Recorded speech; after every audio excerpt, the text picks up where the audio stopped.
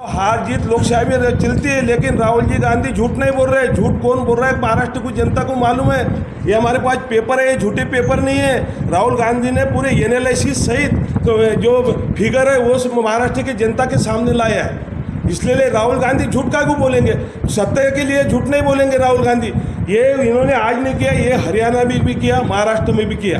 अभी आगे चल के ये जो चुनाव है, अभी नागपुर जिले के जो वोटर लिस्ट है, इसके भरोसे नगर पंचायत, जिला परिषद, इसके बहुत बड़ा इफेक्ट कांग्रेस पार्टी पे हो सकता है। इसलिए हमारी डिमांड है, जो भी उन्होंने बोगस वोटिंग यहाँ पे ये किया, वो तात्काल यहाँ से तो आधार कार्ड है, जो भी आपके पास मुझे जो मालूमात है, जो मतदान ऑनलाइन किया वो खाली आईडी आधार कार्ड के भरोसे ही किया। उनके पास कोई डॉक्यूमेंट नहीं है। डॉक्यूमेंट रहता तो हमारे पास हमको वो इन्फॉर्मेशन देते। अभी तक इतना देर नहीं लगता था, क्योंकि एक रूल है, कोई तो भी लिविंग सर्टिफिकेट, राशन कार्ड, तहसीलदार, इसका ग्राम पंचायत का सचिव का सर्टिफिकेट कोई ना कोई होना। ये पहला चुनाव है महाराष्ट्र में। मैं भी बहुत चुनाव लड़ा, ये पहला चुनाव है कि फॉर्म कलेक्टर ने यादी डिक्लेयर करने के बाद में 12-12 हज़ार वोटिंग मामूली होती क्या? हमारे मतदार संघ में कभी इतनी वोटिंग, ऐसी बोगस वोटिंग नहीं हुई।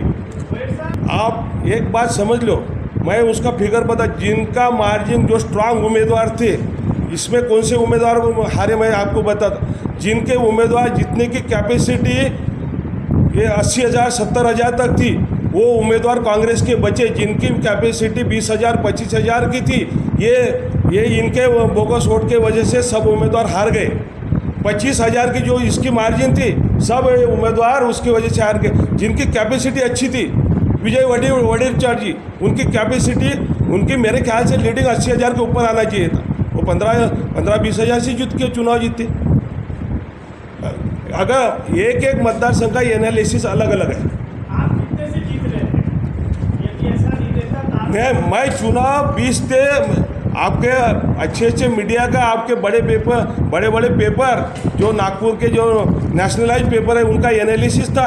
मैं 20,000 से 28,000 तक चुनाव जीतने वाला था। ये पक्का है। आप फिगर निकालोगे, किसका कोई भी मीडिया पिछला चुनाव का किसी भी फिगर निकालो, मैं वो जो मैंने बताया, इतने हज़ार से मैं चुनाव जीतने वाला था।